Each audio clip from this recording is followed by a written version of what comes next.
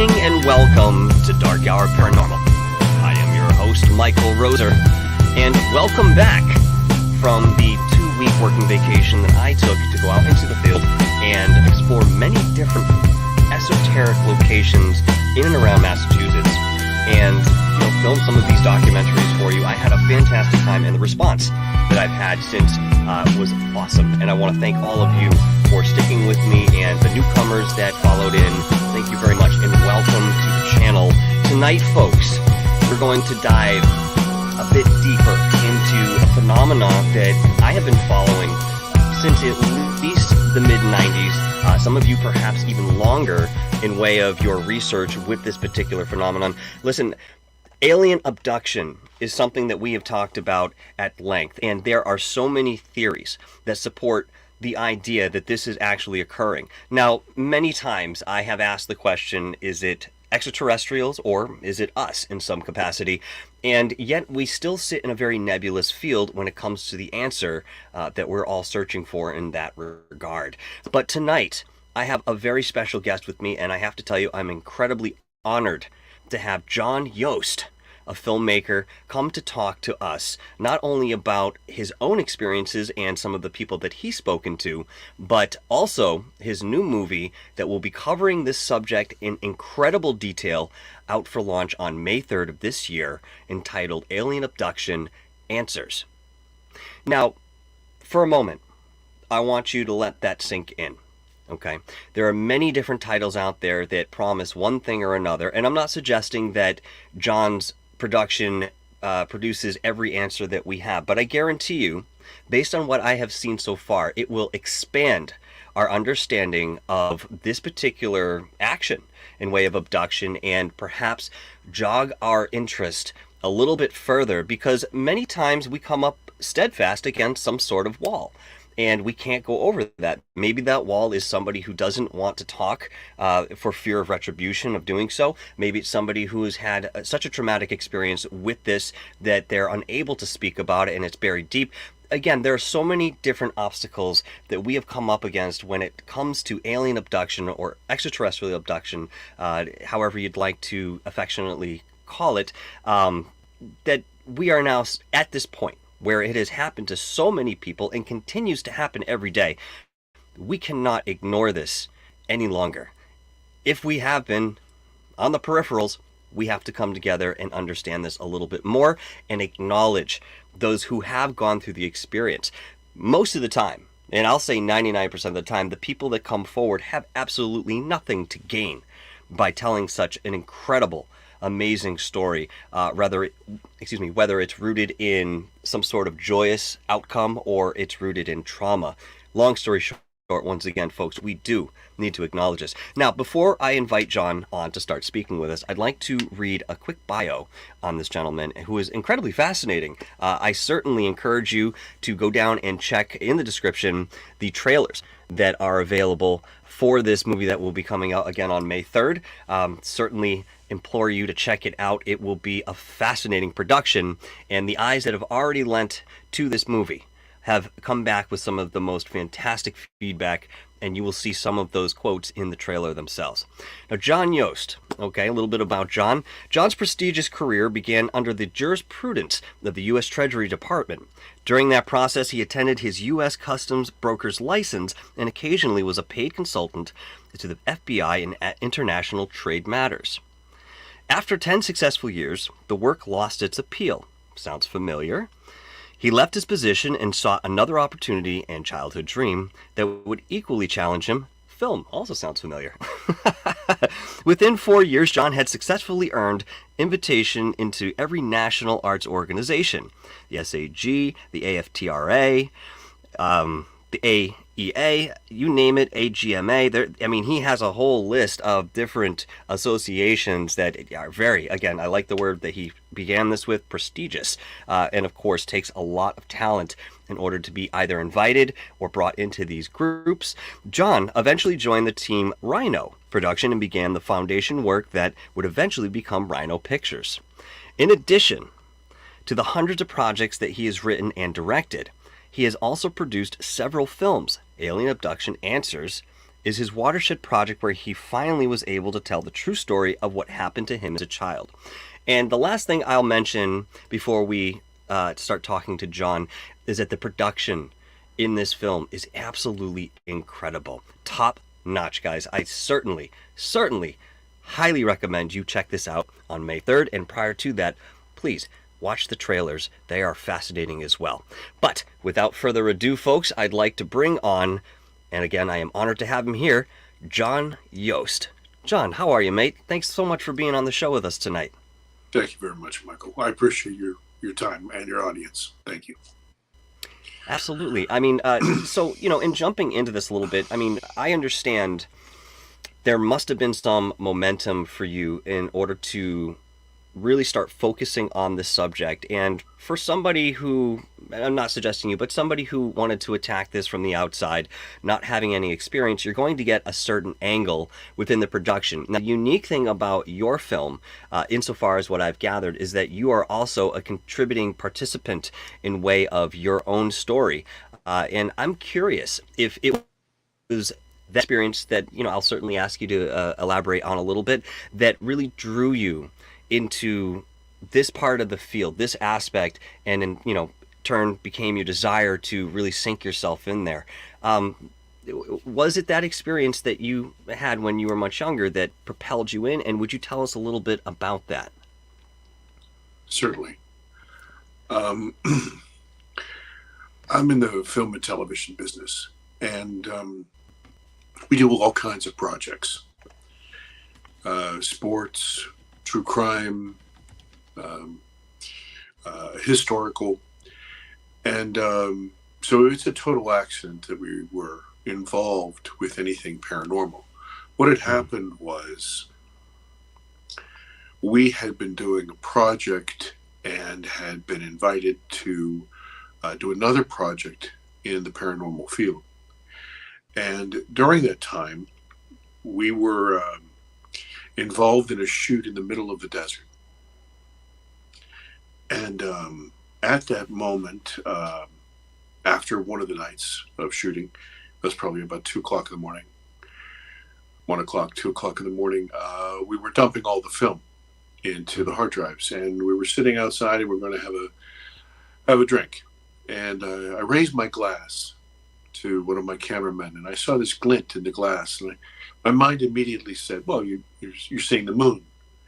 And then I realized it was a new moon. There was no moon outside.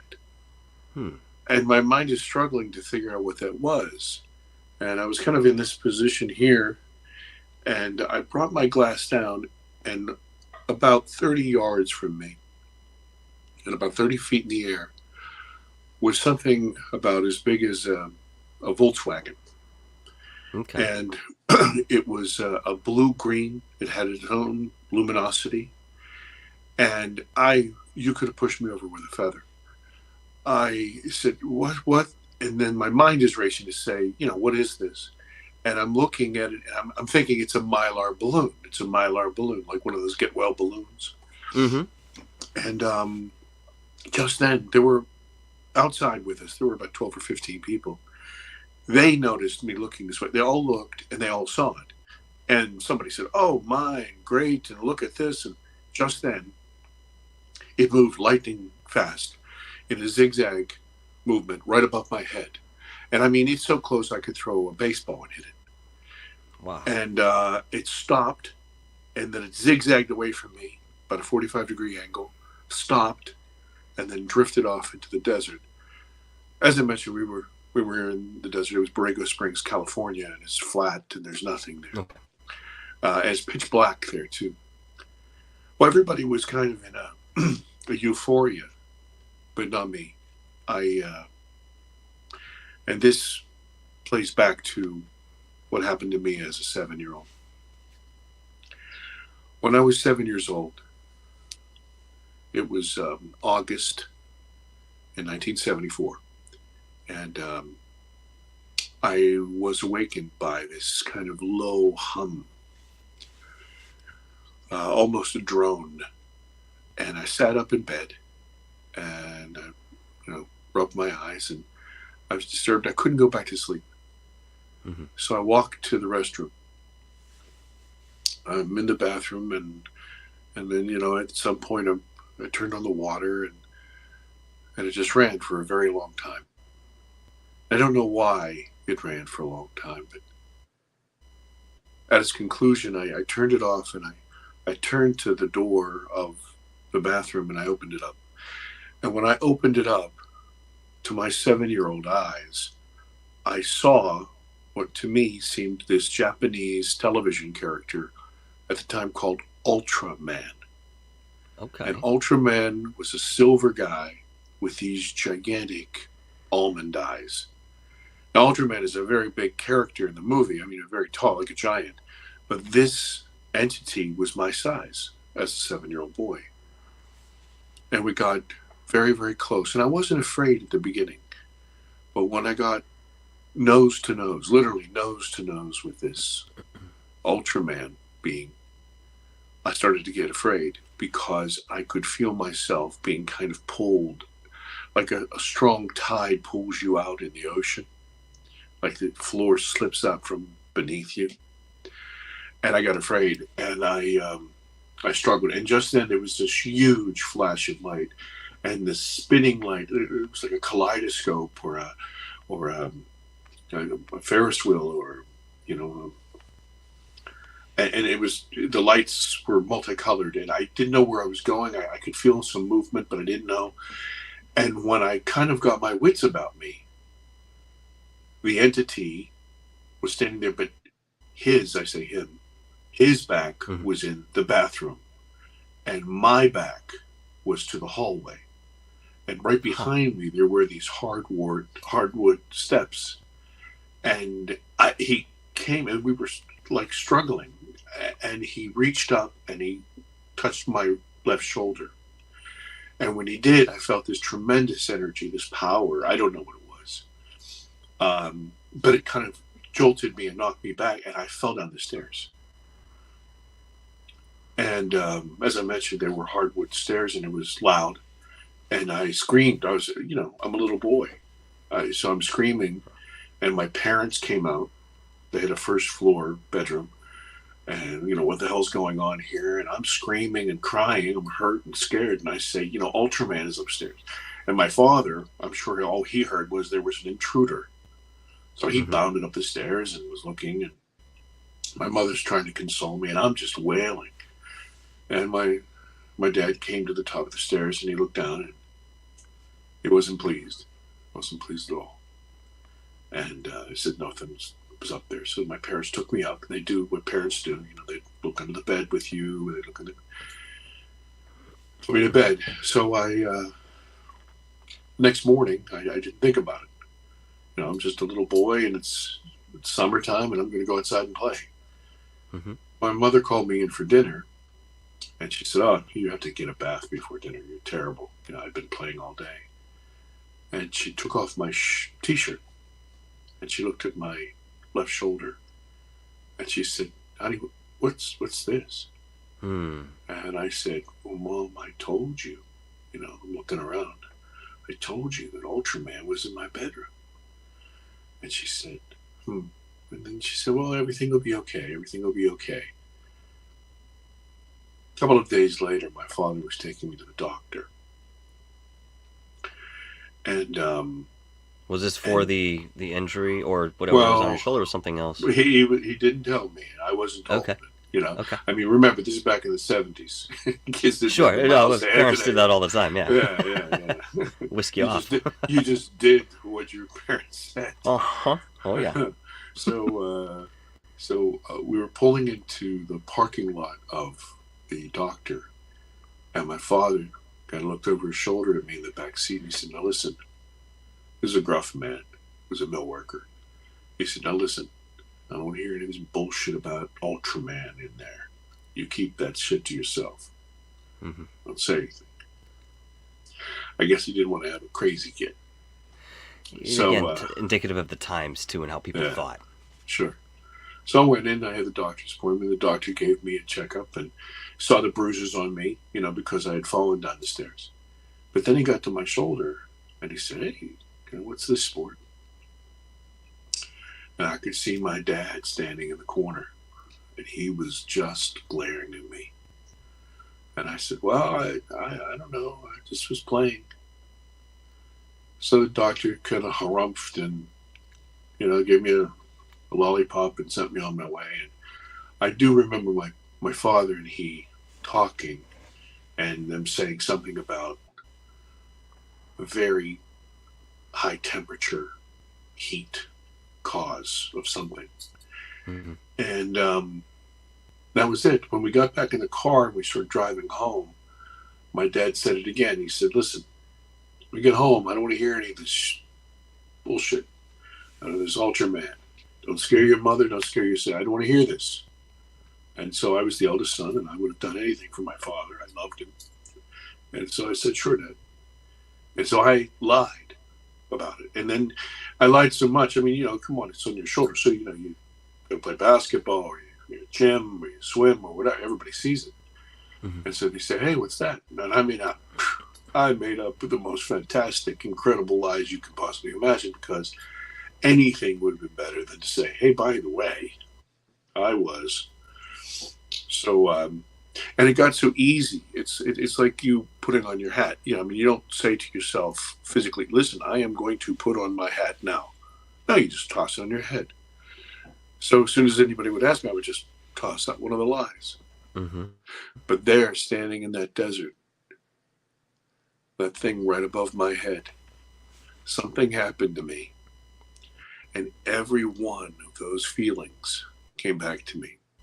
And it was a combination of that petrified little boy at 7 years old and the poison of lying for 45 plus years. That's an evil thing. And it destroys you and poisons everything in your life. Yes. And so those two things just came. And so everybody was, having a good time. I kind of, I was in charge of the project. And so I made my farewells, went back to my room. And I've said this before, I'm not proud of this, but I barricaded that door. And I did not have a good night. But that began this kind of thing. People noticed there was something different about me and something wrong. I wasn't really. I was missing a gear, and that started me wanting to know what was happening. And because I was very angry at myself. I'm a grown man. And how am I being so debilitated by this fear? And I couldn't be under a big sky. I couldn't be near big water. It's very difficult for me. And so that's how it began. I know that's a very long answer. I apologize, but no, please don't. That's exactly what I'd like to explore a little bit with you. Now, there's a lot in what you said. I have to tell you personally, it is reminiscent of some of the other accounts that I have come across, and I'll ask you something in way of that continuity and what you found in other people, if there's some corroboration or correlation amongst the stories. But before I get to that, one question I had, as you first came into contact with this Ultraman entity, as you saw it as a kid, you mentioned that, you guys ended up moving closer and closer. Was it that draw that no, because you said that you didn't feel that draw until you got very close. Who was moving towards whom? It was me. You were moving towards... I was moving, yes, and I don't know why. But it was just, I was moving towards him. But when we got nose to nose, I felt like I had gone too far. Do you and I was losing control. In your gut, listening or thinking about this story, ever since it had happened so many years ago, do you have any sense that perhaps the entity that was there went a little bit too far, and maybe it didn't intend to hurt you, or whatever purpose it had, again, went a little awry when the fear began to rise in you? How do you look at that now, as the person you are today, in respect to what this entity may have been doing in way of intention with you there? Mm-hmm. Yeah, and you're talking about the end part of the encounter, the shoulder, yes. And yes. Well, Michael, that's what we explore in the film. See, what had happened was, and if you allow me this latitude, please. So I needed to find out what was going on with me. And so when I found out that there were other people that had experiences like this, that I wasn't alone, that was a bit of a solace. But I needed to know, I needed to pick their brain, just like you said, there are other folks out there with some commonalities. And so I wanted to find out. Mm-hmm. And so I started to talk to people, and I met this group that had similar situations. None of them were exactly the same. Some of them were very, very different, which amazed me because I kind of had this idea that everything would be cookie cutter, same source, same scenarios. It was not true. Was not true at all. And what had happened during that time is something occurred to me that should have been obvious to anybody, but it never was to me. I remembered everything clearly all my life. It was not a dream. I was up. I walked to the bathroom. I opened up the door. I switched sides. I fell down the stairs after the energy hit me. I have a very distinctive mark that is on my shoulder to this day, and it changes color and it changes temperature depending upon things that are going on around me. Interesting. And so, but there was that moment. The part where I lost my senses. How did I change positions with this entity? How did that happen? What happened? Where did I go? What happened? And so during my time with these other individuals who had experiences, I had discovered a woman named Debs Shakti, and she's a worldwide practitioner of quantum hypnotherapy for decades. Yes. I mean, she has a global presence, and she's helped hundreds of people for years and years. And they said that she could help me, and so I was kind of I don't want to say crazed. I mean, I was obsessed with the idea at this point, because now I was finding answers. I was finally getting, all these years and this kind of nothingness, I finally was, gaining some yardage, if you will. And I needed to know. And in fact, in the trailer, at the very end of the trailer, you'll hear me say, even if I had to live with the fear, I needed to know. I just had to know. And so that is kind of the axle, that all of these stories kind of circle. And so literally I went under, and that's in the film, that session. And it's hard to watch. It's hard to watch. When you sorry, so I just want to answer your question. Yeah, I'm please, an Irish guy, so it took me forever to get to your answer. So, right? So I'm there with you, brother. Yeah. So here it is. And so during those sessions, I was able to find out that information. She relaxed me enough that I could open up that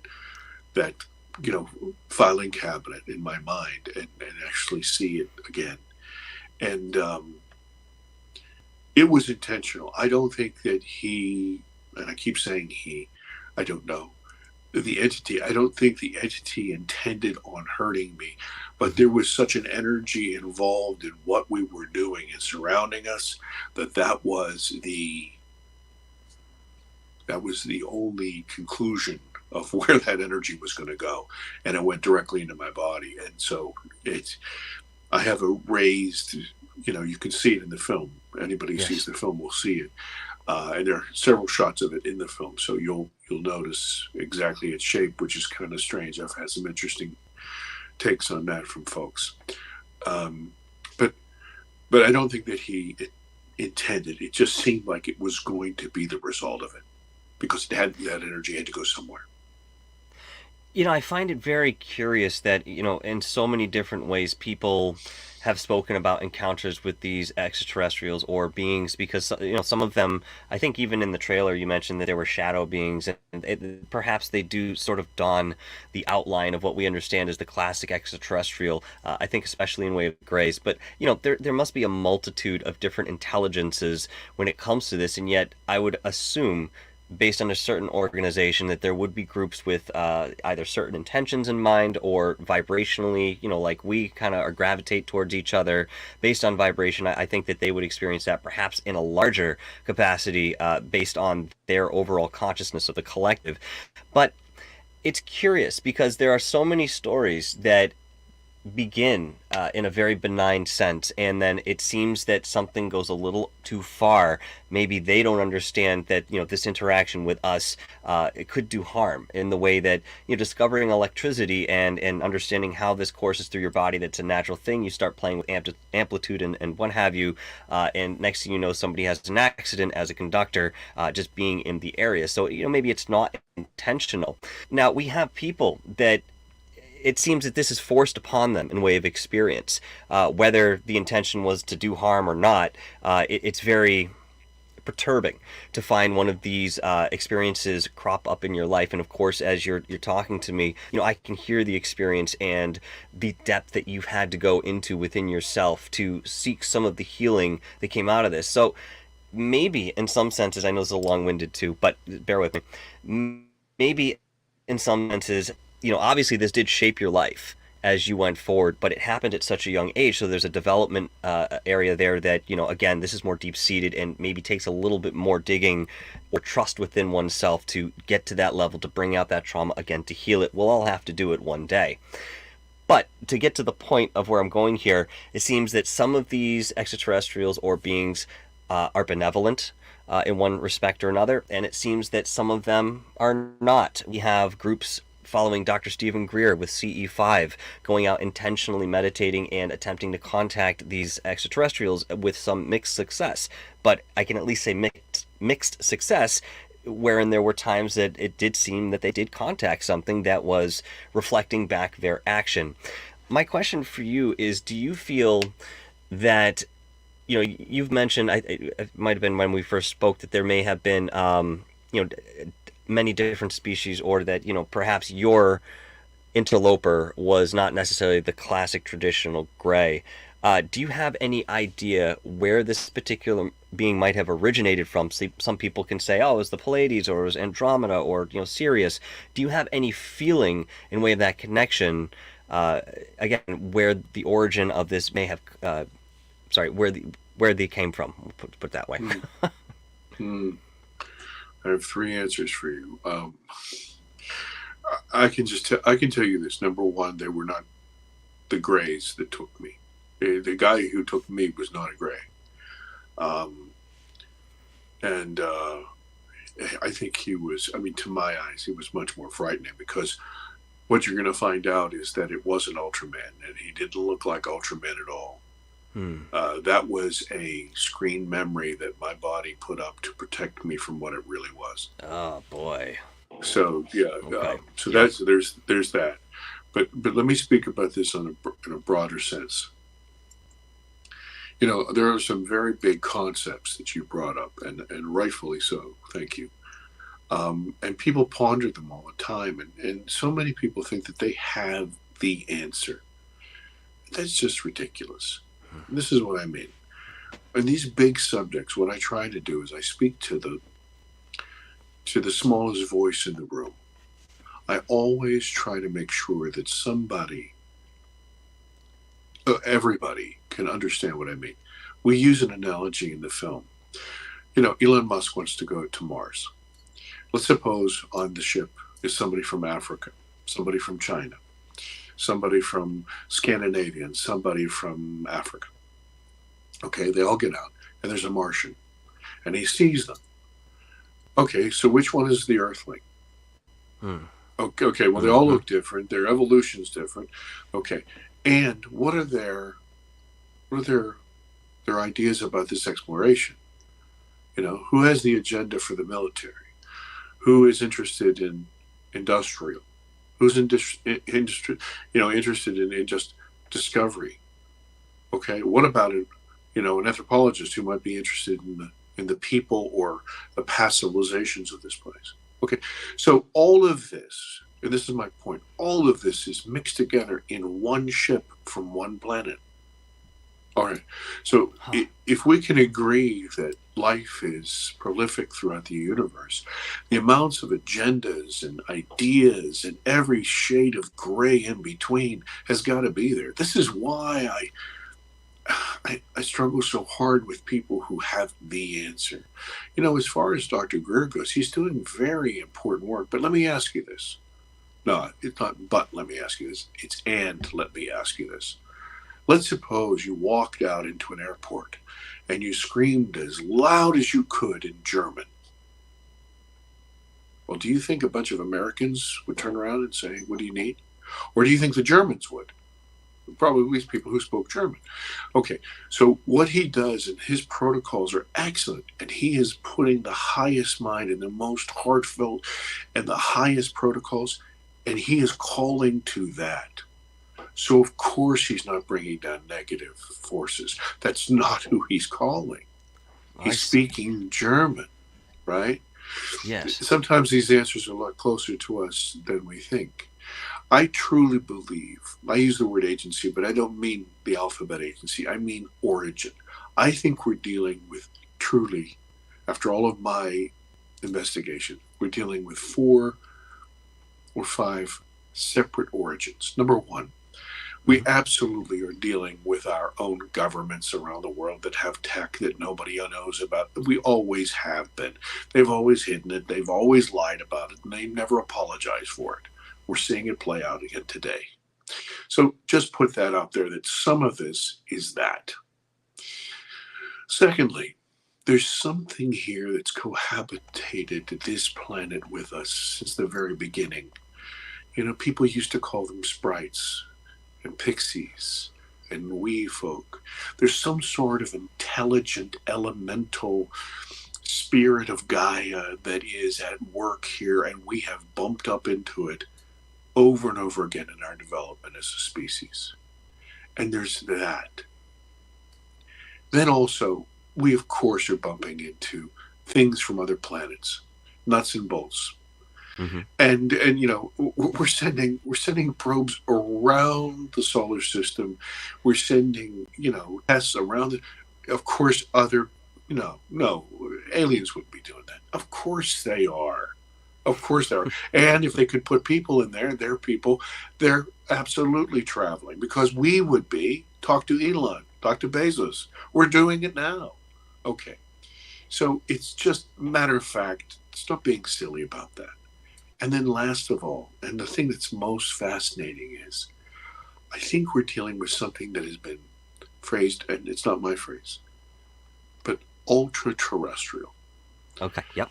You know, something other, something at this higher vibration that literally pushes itself into our plane of existence. What, it doesn't obey any of the physics that we have. It works like nothing we've ever seen, and it can disappear immediately. It's something we used to call angels and demons. These things, this entity that is literally coexisting with us in the same time and space, just one octave higher or one octave lower. Yes. And you know, here's an example I've used before. You know, that's a big concept. People don't want to hear about other dimensions. But I say, listen, think of it this way, and I've used this many times. If you and I were standing beside a fishbowl, and I pushed my face into the fishbowl, I'm literally piercing that veil. I'm pushing myself into the dimension of the fish. Okay? Mm-hmm. The fish looks up and sees this face. It doesn't look like a fish at all. It's unlike anything he's ever seen. The head moves this way. He doesn't understand it. And he has no concept. This is key. This fish has no concept that the face is attached to a head, because he can't see the head, and he can't see the neck, and he can't see the body. He can't see that there's an entire organism that goes about its business all day long, walking around the bowl and outside the bowl, has no clue. Then, when I draw my face back out, I literally disappear from its existence. It swims up, I'm gone, it brings its friends over, it says, look. They say there's no proof, you're an idiot, it doesn't exist. And yet, this is the construct of dimensions in the most elementary sense that we have in way of Yes. understanding. Yes, sir. I mean, it can actually be that simple, where we're just not perceiving outside of, the boundaries that perhaps we are designed or programmed. I'd rather Well, use why that not? word. Why not? Can you see as well as a hawk can? Does that mean you're blind? No, it doesn't. Just doesn't mean that you have the faculties. You have people in your family that wear glasses, right? I'm sure. I do. Okay. So if they took those glasses off, does that mean that their keys have disappeared? Because as soon as they put their glasses on, their keys are right there. So it's sitting there right in front of them. Literally, this is around us all the time, and we are blind to it. I use another analogy because I'm an Irish guy. Look, you and I, we're soldiers. We're on a hill. It's midnight. The bad guys are coming up over the hill. We have night vision glasses. Well, you see the bad guys and you don't like it. So you take your vision glasses off. So they've just disappeared. They've gone away, right? No, you're about to have a very bad night. Okay, they're still there. Just because you can't see them doesn't mean they don't exist. You've put this so eloquently, and it's certainly something I have been driving on. Since I started doing radio, I had this idea of things existing in the same space, all right, but separated by these vibrations. As a musician, I understood this intuitively, but it's so difficult in certain ways to convey this in a larger sense that people can, sit there and put it on the palate and know that it's okay to swallow to some degree. This is science that is catching up to the philosophies, but it's not just the philosophies that are leading. Back in the days of Rome and Greece, the philosophy led the experience. Today, I find that it's the experience leading the philosophy. And again, science is just on the heels, catching up and verifying as we go. It might be a slower process than what we'd like to see, but at the same time, I think that we do still have some of this evolution that we need to go through in way of our own contractual agreements. And that's something I'd like to bring up very quickly too. With people who are having these experiences, in your opinion, do you believe they had some sort of agreement prior to coming into life, perhaps, actually sitting down in some way, shape, or form with these energies, saying, we're going to play this role, as people have purported in a very spiritual or clairvoyant sense, in way of looking at how we come in and design the life that we would like to lead, with the things that we would like to do and the people that we would like to meet? Do you find that connection also correlates with people and extraterrestrials and their experiences? You ask really great questions. You provide really great answers, bro. Thank you. We had a young lady. Actually, we had two. One was Kimberly Porth, and the other one was Stacy McCardle. Both of them were talking about how they had recalled that they had made agreements literally prior to being here on this planet. You'll see that in the film. What I will say is this, in complete parallel with what I said before about people knowing all the answers, I can't possibly deny that that's the case. I listened to them with awe, and I took notes, copious notes, and they absolutely told it in detail, and you'll hear it in the film. So, is this possible? Of course. I mean, here's a question for you, and this might settle it for you. Are you a man wearing a hat, or are you a hat wearing a man? So let's push down into this. If you took your hat off and you put it on your desk, would it be animate? Would it jump around and have its own life and go to the office? Or would it just lie there?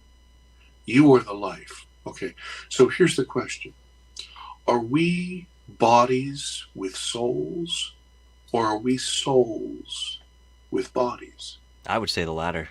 Yeah, and so every religion on the face of this rock says the same thing.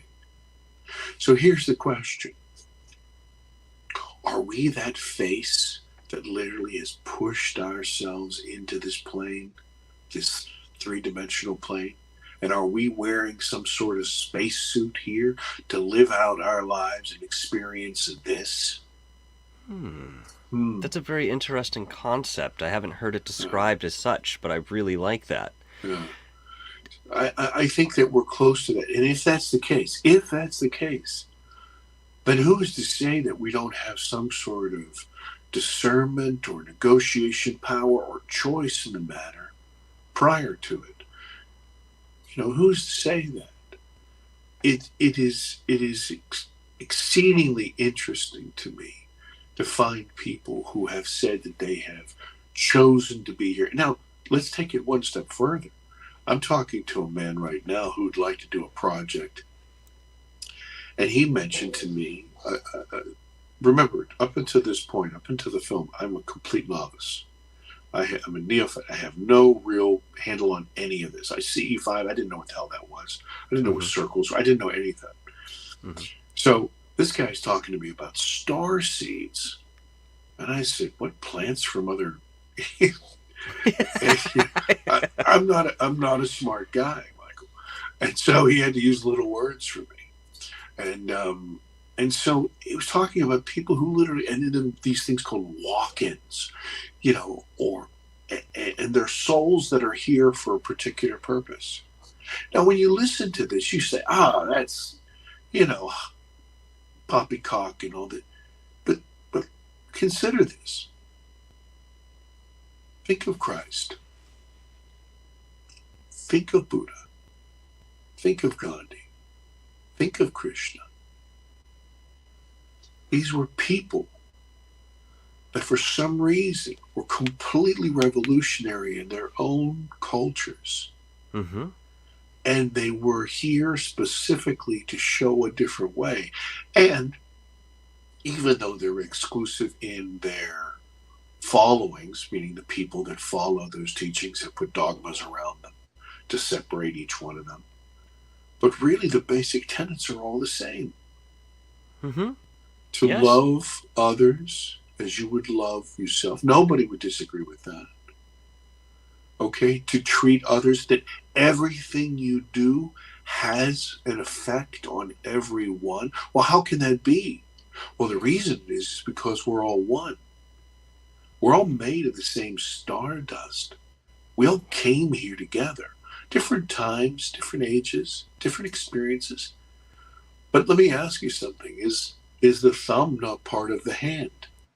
I mean, you could easily say it's separate. So if you cut off the thumb, you're not going to harm the hand. Of course you're going to harm the hand. Now, imagine a world where people understood that what they do matters. It would change everything. It would be a complete and utter paradigm shift.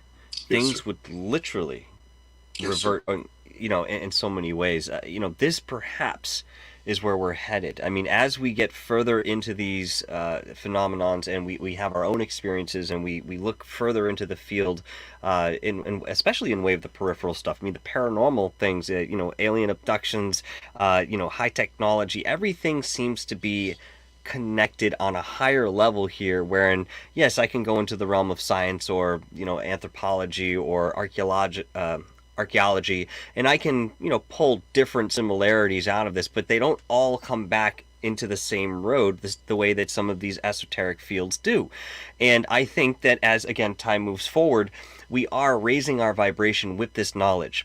And as we're doing this, we are in some ways probably anchoring in the higher vibrations. People were talking about the descending fourth dimension that we were ascending into. This was back in the 80s. I believe Drunvalo Melchizedek was my introduction to that, along with two other figures.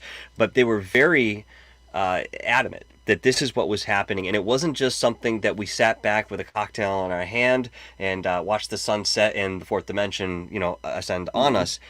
It was that we were participants in this, and it was really up to us as a collective, individually certainly, but as a collective, because we are all one, we are all that same energy, and if nothing else, we all carry a similar vibration, at least within a certain matrix, right, or within a certain bracket, that again, we are the spearhead in this effort. And you mentioned, empowering people in certain respects with this knowledge.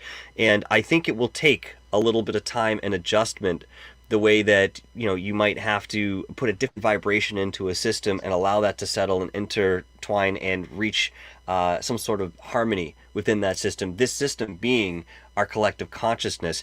Now, this will be reflected in the physical too, and not just within ourselves, but within the connections that we've made. The gentleman that opened up your trailer, he mentioned this, and I'm going to paraphrase it. Maybe I'll get it close, but he said that this is not communication, this is communion. Can you explain a little bit what that means? Because there are a lot of people out there that do have the belief that extraterrestrials or some species, I think there was reported 8 or 10 or something along those lines, that actually did create us interdimensionally, and now we have the physical affect of that endeavor.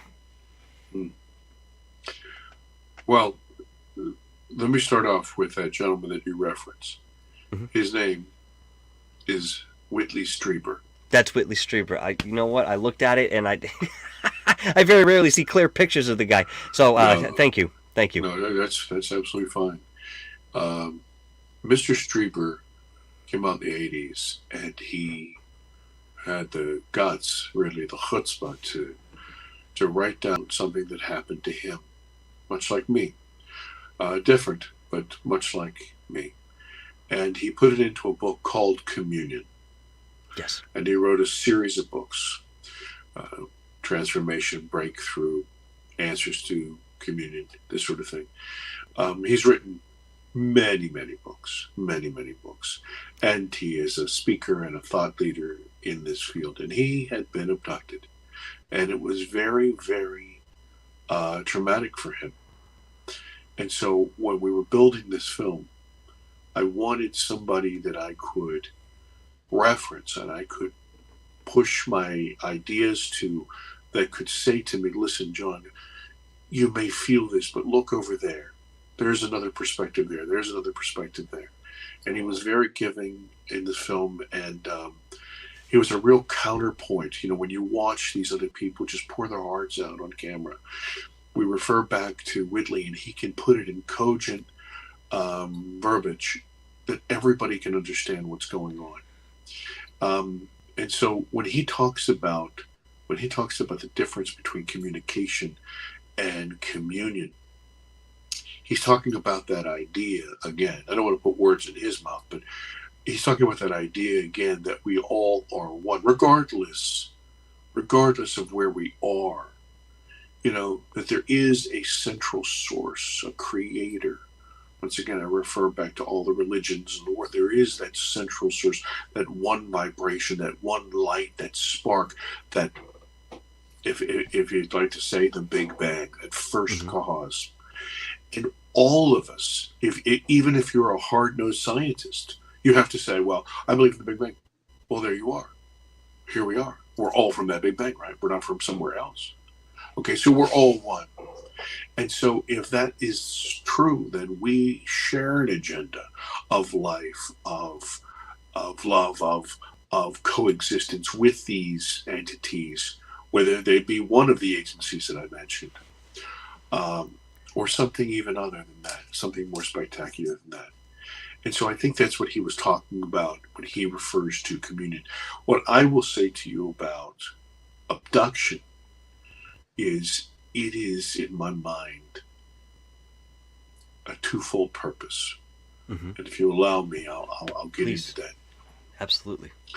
I think initially it happened to test, when we swoop down in a helicopter and put a dart in a wild animal, when we tag it and we track it, and we, find out where its mating is.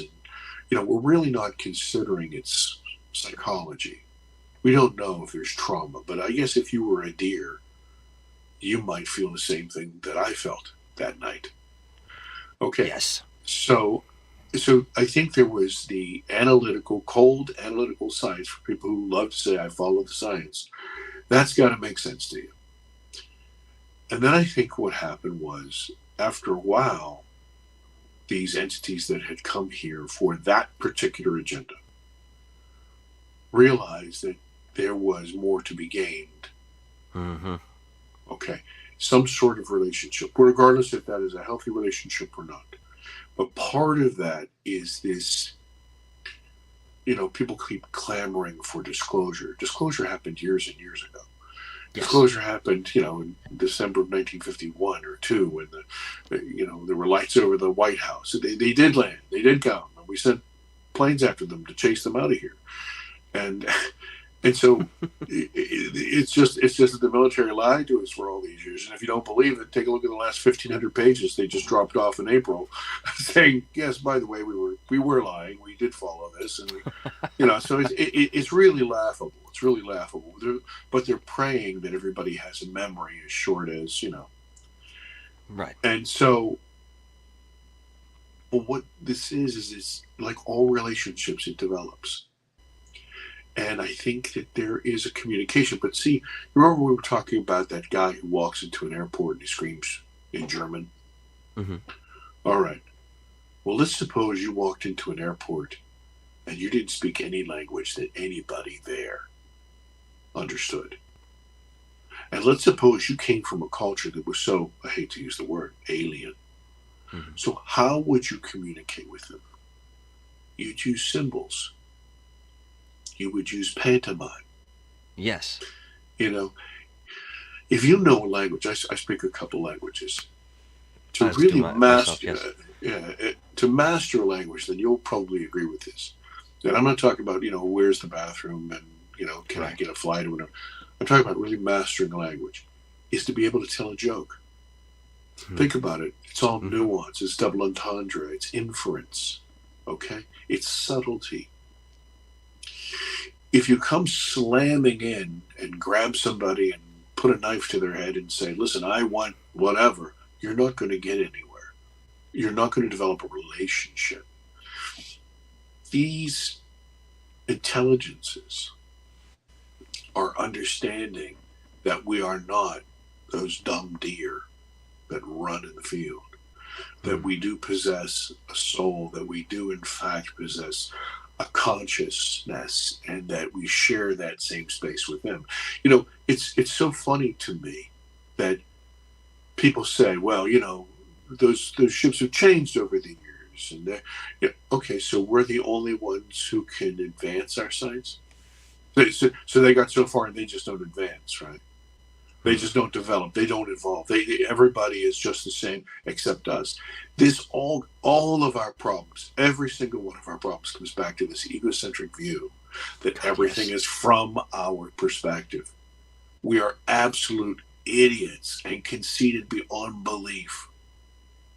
We are a speck upon a speck upon a speck in the middle of the sea. It's time for us to look around and to reach out and to become part of the bigger answer. My God, that what you just said was very powerful, and I could not agree with you more in way of this. And I want to remind people that once you get through the fear of that unknown, and you trek out and you start exploring a little bit, you might be pleasantly surprised at the growth and expansion that you find. I mean, everything is unknown until it's known. So this irrational fear of the unknown, I think, maybe centers around the uncertainty with death, or something perhaps more archaic in way of notion and idea.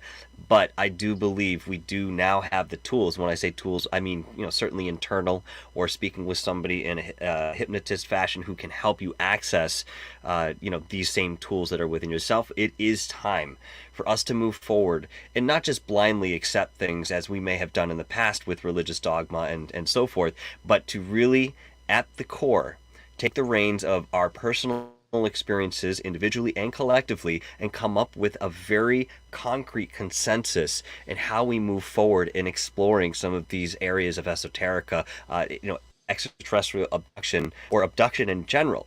being right at the helm of that. I mean, you know, don't have time to talk about the 411 stuff today and like bring some of this in, which I had intended to initially. Perhaps we can come back and visit it. But you know, there's so much in way of what has been happening where people turn their backs in the past, either in the name of superstition or something in religious fashion, and completely ignore the reality that we again are experiencing and continue to experience. I mean, how many times do we have to be knocked on the head before we realize something's hitting us? You know, you'll walk around and say, my head hurts, I don't know what the hell happened, and you get it again, you're like, man, I'm having a bad day, I just keep getting hit in the head, I don't know why. There's something there for us. There's a message, there's some sort of communication attempting to happen, and you bring a really good point in way of language. You know, we don't often consider that because these extraterrestrials or entities seem to speak to us in a telepathic sense and read right through us in way of body language and vibration, we don't consider that they're still more than likely evolving in how they need to communicate with us and learning about us. We just figured that they knew everything, and you know, these are beings that have control. The fact of the matter is, folks, it's not necessarily the case. I think we have a lot more control. We spoke about the agreements that we may make prior to incarnation. I think we have more control over these experiences, but when it's happening to you in real time, again, there must be another underlying reason for this that we don't initially see on the surface. If we did, there would be no reason for the body of water underneath. There would be no reason for the depth and the exploration of that in its entirety. So I really, really, really appreciate your take on this, John. I feel that you are probably one of the most grounded people. I mean, you said you're not a smart guy. I debate that. All right, talking to you tonight, I certainly debate that. But really, you know, this isn't just flattery. You know, speaking from the heart, I really appreciate where you come from with this. I can feel the empathy and compassion that comes from your words, and you know, perhaps we're going to see all of that in the production that you put together. And I don't think this is the last one that you will cover. I'm gonna share something with you very quickly, and you can take it or leave it, take it with a grain of salt, whatever you like. Please.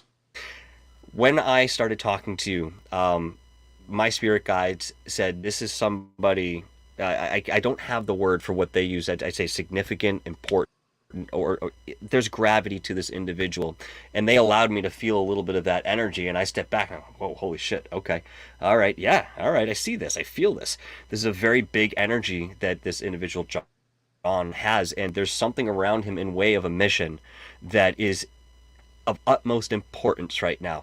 And I say this with words, and words are superficial because they don't completely express the emotion that we have behind this.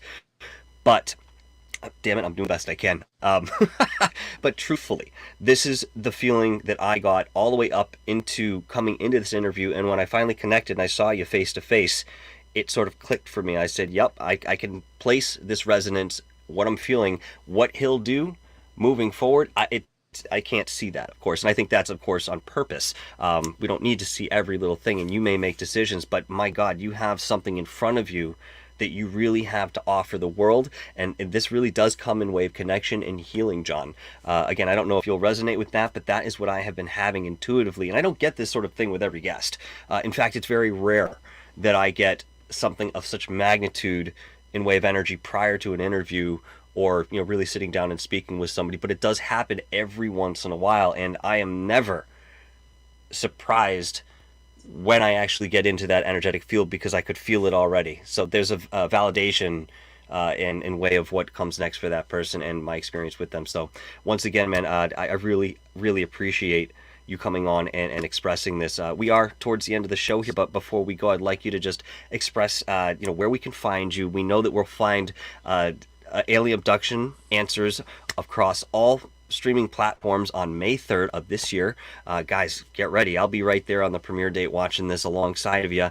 Anywhere else that we can reach out to you, or if people need to or would like to talk to you, contact you in any way, please let us know. Well, thank you very much, Michael. My name is John Yost. You can find me on Facebook for sure. You can Google me. I'm everywhere. Also, I work for a company called RYNO Pictures. This is the producer of the company, of the show, RYNOPictures.com. You can see all the projects.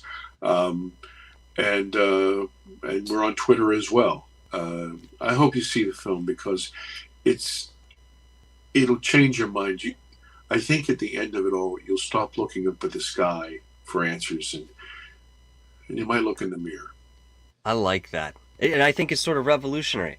You know, nobody's really doing that to such a degree, and I don't really know anybody who's done that with film yet in way of my experience and what I've seen. So this, again, is a very unique production, folks. I certainly implore you once again to go and watch this movie, if not on May 3rd, certainly the day after. But don't miss this, okay? Because there are independent filmmakers.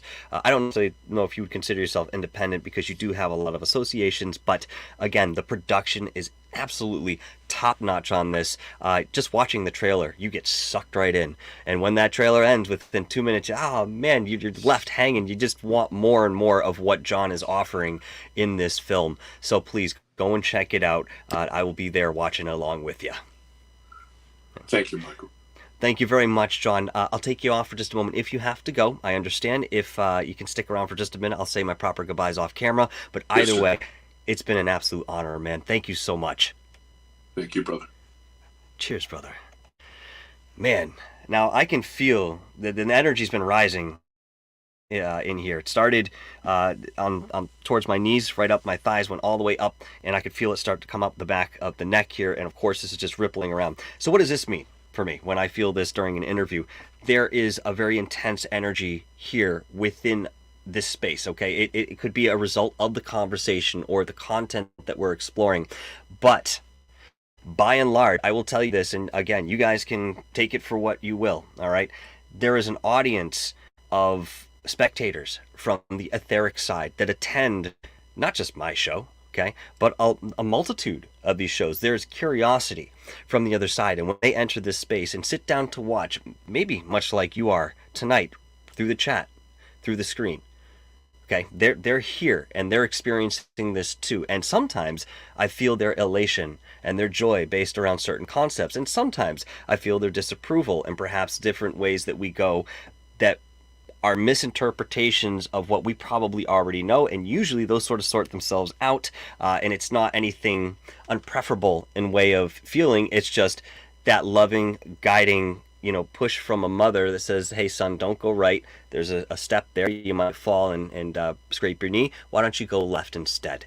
Again, that's not very influential, but it's just the experience and feeling, and I really appreciate all of you joining us to be here tonight. It was just an absolute honor once again with John Yost, and I am incredibly excited to go and see this movie. And it seems like we're all very busy these days. Third Phase of Moon just dropped, Above Top Secret with Dr. Stephen Greer, Billy Carson, Michael Stratt, John Goodall, you name it. All these figures are in there talking about some of the most fantastic ideas of high technology, extraterrestrial presence, and the history that we've embodied. And John is taking it a step further in certain respects, going into the personal end of things and digging out this alien abduction phenomena that there are so many people needing some sort of closure is the word I'm looking for to this. Doesn't necessarily mean that it's going to stop happening, but they need some sort of closure and way of understanding what they're experiencing and being allowed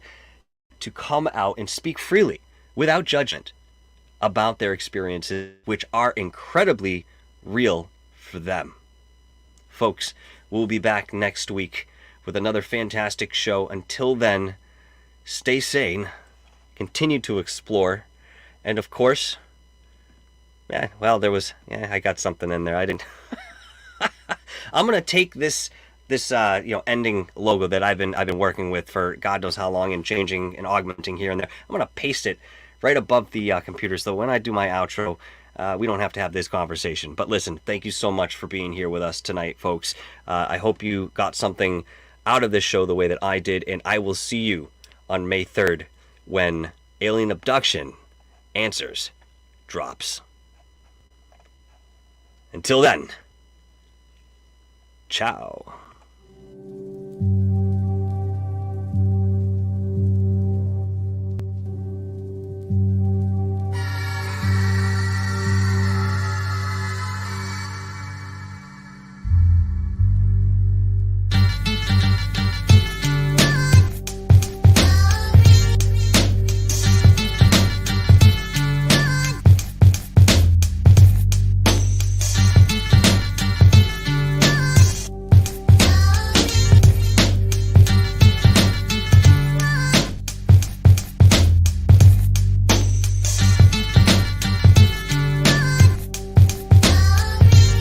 Thank you, Simple Simon, for the $5 super chat.